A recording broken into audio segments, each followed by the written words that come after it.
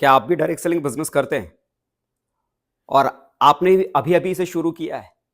दिमाग में कंफ्यूजन है कि शुरुआत में क्या करना चाहिए? क्योंकि ज्यादातर हमारे नए साथियों के साथ ये सबसे बड़ी समस्या होती है कि जब वो बिजनेस के भीतर आते हैं तो उन्हें समझ ही नहीं आता कि आखिर हम शुरुआत में क्या करें। या बहुत सारे हमारे ऐसे साथी भी हैं जिनके साथ कुछ टीम बनती है और उन्हें यह पता ही नहीं चलता कि जो हमारे साथ नए लोग आए हैं उनके साथ हमें कैसा व्यवहार करना चाहिए, मतलब कैसे हमें आगे उन्हें केयर करना चाहिए, कैसे हमें उनका ख्याल रखना चाहिए। वो शुरुआती दौर में हमें कैसे अपना या अपनी टीम का ख्याल रखना चाहिए हमको पता नहीं होता। तो दोस्तों, आज मैं आपकी उसी समस्या का इलाज में लेकर आपके सामने आया हूं। और आज आइए हम जानते हैं कि जब आप इस बिजनेस के भीतर आते हैं तो वो शुरुआत के वो 90 दिन आपको क्या करने चाहिए, या आपकी टीम में अगर कोई नया साथी अगर आपके बिजनेस में अगर आता है तो उनके साथ अगले 90 दिन तक आपको क्या करना चाहिए। तो आज मैं ऐसी 7 बातें आपको बताऊंगा जो अगले 3 महीने तक हर उस नए व्यक्ति के साथ आपको करना है। या आप अगर नए हैं इस बिजनेस के भीतर तो आपको इसे लगातार फॉलो करना है अगले 3 महीनों तक। अगर आप ऐसा करते हैं तो आपके बिजनेस में काफी रफ्तार आपको मिलती है। तो एक एक करके हम बात करने की शुरुआत करते हैं, एक एक करके हम बात करते हैं। सबसे पहली चीज, आपने जब इस बिजनेस को आपने करने की शुरुआत किया है तो सबसे पहले एक चीज समझिए, आपके लाइन ऑफ स्पॉन्सरशिप में जो भी सिस्टम की एक्टिविटियां आपकी टीम में अगर होती हैं, चाहे वो आपकी टीम की कोई मीटिंग हो, चाहे वो कोई सेमिनार हो, या फिर कोई फंक्शन हो, या फिर आपके अपलाइन के माध्यम से कोई काउंसलिंग हो, उसको आप जरूर अटेंड कीजिए। आप कोशिश कीजिए कि सप्ताह में 1 से 2 मीटिंग को आप लगातार अटेंड कीजिए अगले 3 महीनों तक। अगर आप लगातार 3 महीनों तक 1 से 2 मीटिंग लगातार अगर आप अटेंड करते रहते हैं तो आप जरा देखिए 20 से 30 मीटिंग्स को आप अटेंड करते चले जाएंगे। और जरा सोचिए कि लगातार आपने 20-30 मीटिंग को अगर आपने अटेंड किया तो जो इस बिजनेस की समझ जो आपके पास शुरुआत में बहुत कम थी, धीरे धीरे इस बिजनेस को लेकर आपकी समझ आप लगातार बढ़ती चली जाएगी और इस बिजनेस के ऊपर आपका फेथ भी बढ़ता चला जाएगा। तो पहला काम क्या करना है कि वीकली कम से कम 1 से 2 एक्टिविटी अटेंड करना है अगर आप नए हैं तो। और आपकी टीम में अगर कोई नया व्यक्ति है तो उन्हें कम से कम 1 से 2 एक्टिविटी को जरूर अटेंड कराना है। और दूसरा काम क्या करना है, चाहे परिस्थितियां कितनी भी खराब हो, चाहे हालात कितने भी खराब हो, लेकिन कुछ भी हो जाए 3 महीने तक इस बिजनेस को छोड़ना नहीं है। आपने बिजनेस अभी अभी शुरू किया है ना, तो शुरुआती दौर में आप नए हैं, आपको नहीं पता होगा कि ये बिजनेस में क्या करना है, कैसे करना है। आप कुछ लोगों से मुलाकात करने जाएंगे, कुछ लोगों को थोड़ा अपने तरीके से समझाने की कोशिश करेंगे, क्योंकि आप एक्सपर्ट नहीं है, आप ट्रेंड नहीं है, आपने भी सीखा नहीं है। तो जाहिर सी बात है, बिना सीखे अगर आप मोटरसाइकिल चलाना शुरू करेंगे, दुर्घटना होगी ना। बिना सीखे अगर कार की स्टीयरिंग पे अगर बैठ जाएंगे और उसे चलाने की कोशिश करेंगे तो क्या होगा? बिल्कुल आपने सही कहा, दुर्घटना होगी। शुरुआत में हम बहुत एक्साइटेड होते हैं, हम बड़े जोश में होते हैं, हमको लगता है कि रातों रात हम अपनी दुनिया बना डालेंगे। और इसी जोश में क्या होता है कि हम बिना सीखे बिना समझे हम लोगों को समझाने और बताने के लिए चले जाते हैं। और होता क्या है, जब बिना सीखे किसी को समझाने के लिए जाएंगे तो समझा कर आएंगे या समझ के आएंगे? बिल्कुल आपने सही कहा कि हम समझ के आ जाते हैं, हम समझा किसी को नहीं पाते हैं। किसी सामने वाले व्यक्ति ने 1-2 इधर-उधर के सवाल किए और जिस सवालों में हम फंस गए तो हमको लगता है कि शायद मैंने कोई गलत काम करना शुरू कर दिया। तो एक चीज दिमाग में रखिए, आप ये बिजनेस नहीं करना चाहते हैं, आप परेशान हो गए हैं, आपको लगता है कि ये बिजनेस आपसे नहीं हो पाएगा, तो इसका फैसला तुरंत मत कीजिए। आज आपने बिजनेस ज्वाइन किया है ना, कम से कम इस बिजनेस को 3 महीने का वक्त दीजिए। 3 महीने तक आप इस बिजनेस को करने की कोशिश कीजिए। 3 महीने तक चाहे आपको रिजल्ट मिले ना मिले, 3 महीने तक कोई आपके साथ बिजनेस में आए चाहे ना आए, 3 महीने तक कोई आपको हाँ बोले या ना बोले, बिना इस बात की परवाह किए बस इस बिजनेस के भीतर आप टिके रहिए, इस बिजनेस के भीतर रुके रहिए। अगर आपको छोड़ना है ना बिजनेस को, तो 3 महीने के बाद फैसला कीजिए कि 3 महीने बाद मैं इस बिजनेस को छोड़ूंगा। लेकिन इस 3 महीने तक किसी भी कंडीशन में क्विट नहीं करना है, छोड़ना नहीं है। क्योंकि ज्यादातर लोगों के साथ समस्या क्या होती है ना कि बिजनेस छोड़ कर क्यों देते हैं, क्योंकि इस बिजनेस को डेप्थ में वो जाते नहीं है, समझने की कोशिश करते नहीं है, और बिना समझे कि ये बिजनेस आने वाले कल में उनकी जिंदगी में क्या दे सकता है, बिना समझे इस बिजनेस को छोड़ देते हैं। मैं भी कहता हूं आपसे, आपको छोड़ने का मन है 3 महीने बाद छोड़ना, समझ कर छोड़ना। समझने के बाद अगर आपको उसके बाद भी आपको लगता है कि बिजनेस मेरे लायक नहीं है, ये बिजनेस मैं नहीं कर सकता, बेखौफ होकर आप छोड़ना, आपको कोई मना नहीं करेगा। लेकिन 3 महीने तक दोस्तों, ये बिजनेस में अगर बड़ा करियर बनाना चाहते हो, 3 महीने तक बिल्कुल भी किसी भी कंडीशन में गिव अप मत करना। तीसरी चीज, नो योर बिजनेस। जितना ज्यादा हो सके इन 3 महीनों में अपने बिजनेस को समझने की कोशिश करना। ये परवाह मत करना कि इस बिजनेस से आपने शुरुआत के इन 3 महीनों में, शुरुआत के इन 90 दिनों में आपने कितना पैसा कमाया, कितने लोग आपकी वजह से बिजनेस में आए। भूल जाइए ये सारी चीजें। फर्स्ट प्रायोरिटी क्या है? इन 3 महीनों में जितना ज्यादा हो सके अपने बिजनेस को समझने की कोशिश कीजिए, अपनी कंपनी के बारे में जानकारी को इकट्ठा कीजिए, समझिए उसके बारे में, अपनी कंपनी के प्रोडक्ट्स के बारे में जानिए, अपने बिजनेस प्लान के बारे में जानिए, आपके कंपनी के भीतर क्या टूल्स है उनके बारे में जानिए। जो इस बिजनेस में काम करते हुए जो अचीवर बने हैं, जिन्होंने कुछ हासिल किया, जो सक्सेसफुल हुए हैं, जो कामयाब हुए हैं, उनकी स्टोरीज पढ़िए, उनके बैकग्राउंड को समझिए, डेप्थ में जाइए, डेप्थ में इस बिजनेस की गहराई में जाइए।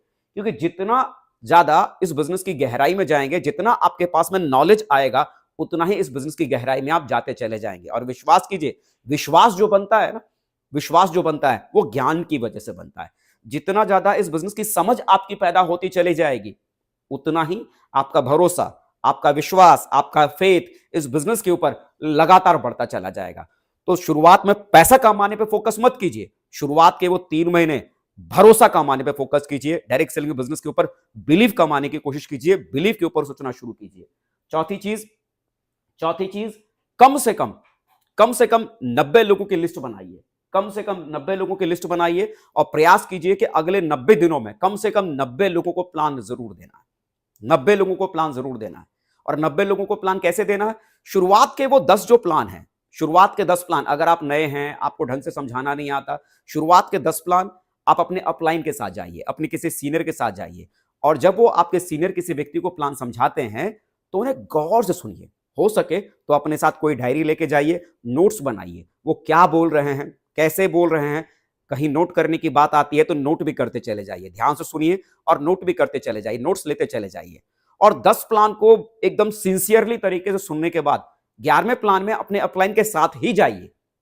लेकिन मैं आपसे जो कहना चाहता हूं, उस 11वें प्लान को आप खुद खुद देने की कोशिश कीजिए। आप सीखना चाहते हैं ना, इस बिजनेस को सीखना चाहते हैं ना, जब तक आप इसे खुद से करना शुरू नहीं करेंगे तब तक यह काम आपके लिए मुश्किल बना रहेगा। 11वां प्लान आप देना शुरू कीजिए। मुझे मालूम है कि जब 11वां प्लान आप खुद जब देंगे, जो आपका पहला प्लान होगा, वो सच में आप कंप्लीट नहीं कर पाएंगे। बड़ी झिझक होगी, बड़ा हेजिटेशन होगा, हो सकता है प्लान देते समय हाथ पैर भी फूल जाएगा। लेकिन उसके बावजूद मैं क्या कहता हूं, खराब प्लान होगा दीजिए। बहुत ज्यादा होगा तो क्या होगा, सामने वाले को आपने प्लान दिया, बहुत ज्यादा होगा तो वो आदमी नहीं जुड़ेगा। कोई बात नहीं, हमें उस व्यक्ति को बिजनेस में जोड़ना थोड़ी था, हमें तो सिर्फ आपको बताना था, आपको सिखाना था ये बिजनेस कैसे किया जाता है। तो जब तक फर्स्ट अटेम्प्ट आप खुद करना शुरू नहीं करेंगे, ये बिजनेस में आप समझ अपनी पैदा नहीं कर पाएंगे।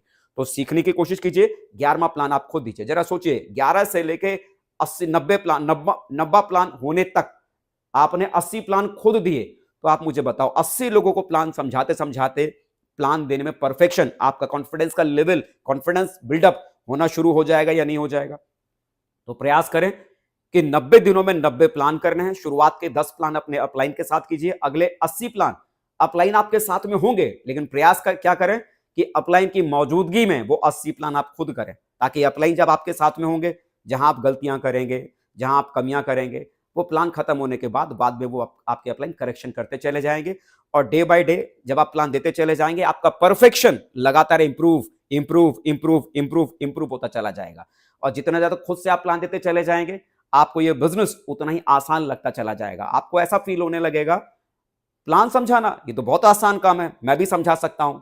और सच कहूं ना, इस बिजनेस के भीतर यही काम है जो लोगों को बहुत मुश्किल लगता है, और इसे आपने अगर लगातार किया तो ये मुश्किल वाला काम आपके लिए बहुत आसान बन जाता है। तो 90 दिन में 90 प्लान जरूर कीजिए। 5वीं, be in touch with your upline. चाहे कुछ भी हो जाए, चाहे कुछ भी हो जाए, अपने अपलाइन का फोन मत बंद करना। होता क्या है कि हम जोश में जाते हैं किसी अपने रिश्तेदार को प्लान देने के लिए, हमको लगता है इस रिश्तेदार को समझाने के लिए हमारे अपलाइन की क्या जरूरत है, हम ही समझा देंगे। और जब बड़े जोश में आप अपने रिश्तेदार को समझाने जाएंगे, दोस्त को समझाने जाएंगे, और मालूम पड़ा उल्टा उन्होंने आप ही को समझा डाला, बोला तू भी फंस गया इन सब फालतू के चक्करों में, इसका कोई भविष्य नहीं है, इसका कोई फ्यूचर नहीं है, ये टोपी पहनाने वाला काम है। इस तरह की जब वो बातें करना शुरू करेंगे तो आपका हौसला टूट जाएगा। और उस कंडीशन में क्या होगा कि जब आपका अपलाइन आपको फोन करेगा तो आपको तो ऐसा लगा कि शायद आप फंस गए, आप ठग लिए गए। दूसरों की बातों में आने के बाद आपको ऐसा फील होना शुरू हो जाएगा और आप अपने अपलाइन का फोन बंद कर डालेंगे। तो वो जो पॉजिटिविटी की जो कनेक्टिविटी आपसे जो होने वाली थी, जो पॉजिटिविटी जो आपके अपलाइन के थ्रू आप तक पहुंचने वाली थी, और आपने उनका फोन उठाना बंद कर दिया तो वो डिस्कनेक्ट हो जाएगा। तो धीरे धीरे क्या होगा, लोगों की नेगेटिविटी आपके भीतर जाती चली जाएगी, लोगों की नेगेटिविटी आपके भीतर जाती चली जाएगी, लोगों की नेगेटिविटी आपके भीतर जाती चली जाएगी, और धीरे धीरे आप इस बिजनेस को लेकर इतना नेगेटिव हो जाएंगे कि आप गिव अप कर डालेंगे। आपको लगेगा मैं तो बेकार में फंस गया, इसमें कोई कुछ रखा नहीं, इसका कोई फ्यूचर नहीं है। तो परिस्थितियां चाहे कुछ हो जाए, इन 90 दिनों तक आपको अपने अपलाइन से संपर्क कतई नहीं तोड़ना है। अपना संपर्क उनसे लगातार बना के रखना है, क्योंकि हर मुलाकात जब आपकी अपलाइन से होगी, हर बार आपके अपलाइन कुछ ना कुछ आपको सिखाएंगे, कुछ ना कुछ आपको बताएंगे, और हर मुलाकात में आपका कॉन्फिडेंस, आपका बिलीव इस बिजनेस के ऊपर लगातार बढ़ता चला जाएगा। छठी चीज जो आपको करनी है, do it in the right way. किसी भी काम को करने के 3 तरीके होते हैं। पहला होता है माई वे, मेरा तरीका। अपने तरीके से अगर आप इसे करने की कोशिश करेंगे तो 2 बातें होंगी, या तो ये हो भी सकता है और या ये नहीं भी हो सकता है ना। और दूसरा तरीका क्या होता है, रॉन्ग वे। रॉन्ग वे का मतलब क्या है, गलत तरीका। किसी काम को अगर गलत तरीके से करेंगे तो परिणाम क्या निकलेंगे, गलत निकलेंगे। और तीसरा तरीका क्या होता है, राइट वे। राइट वे क्या, सिस्टम का तरीका, अपलाइन का तरीका। किसी भी प्रोफेशन में, किसी भी काम में, किसी भी बिजनेस को अगर आप करने के लिए जाएंगे तो हर प्रोफेशन को करने का अपना एक बना बना एक पैटर्न है, बना बना एक तरीका है कि वो काम ऐसे ही किया जाता है। और जब आप किसी प्रोफेशन में जाते हैं, किसी काम को आप करने की शुरुआत करते हैं, और उस काम को समझने के बाद जब उसे करने की शुरुआत करते हैं तो वो चीजें आपके साथ होनी शुरू हो जाती हैं। तो इस बिजनेस के भीतर भी क्या है कि जैसे दूसरे कामों को करना पड़ता है, सीखना पड़ता है और फिर उसके बाद करना पड़ता है, इस बिजनेस के भीतर भी आने के बाद इसे अपने तरीके से कोशिश मत कीजिए करने की, गलत तरीके से करने की कोशिश मत कीजिए, सिस्टम के तरीके से इसे करने की कोशिश कीजिए। और सिस्टम का तरीका क्या है, जो आपका अपलाइन आपको सिखाते हैं, जो सिस्टम आपको सिखाता है, उन तरीकों को पहले समझिए, इस काम को कैसे किया जाता है, सही तरीका समझिए इसे कैसे किया जाता है।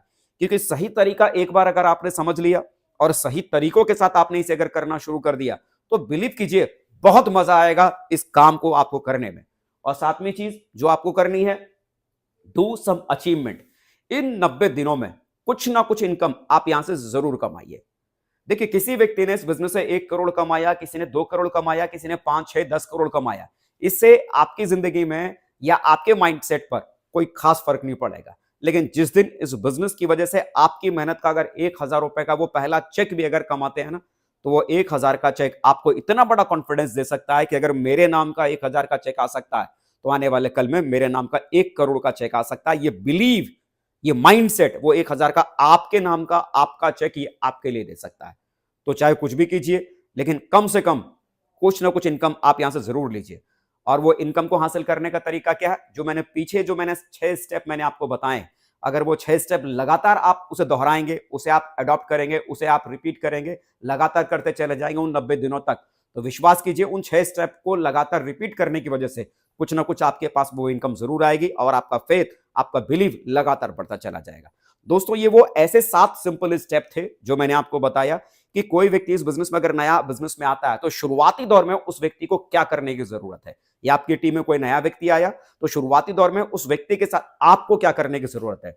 लगातार इन 7 स्टेप्स को फॉलो कीजिए अपने साथ, अपने टीम के साथियों के साथ, और फिर देखिए आपकी टीम में एक्टिव लोगों की संख्या कैसे बढ़ती है और आपका नेटवर्क आने वाले कल में कितना बड़ा विशाल नेटवर्क बनता है। मेरी तरफ से बहुत सारी शुभकामना। मैं अजय पंडित, मिलते हैं अगले वीडियो में।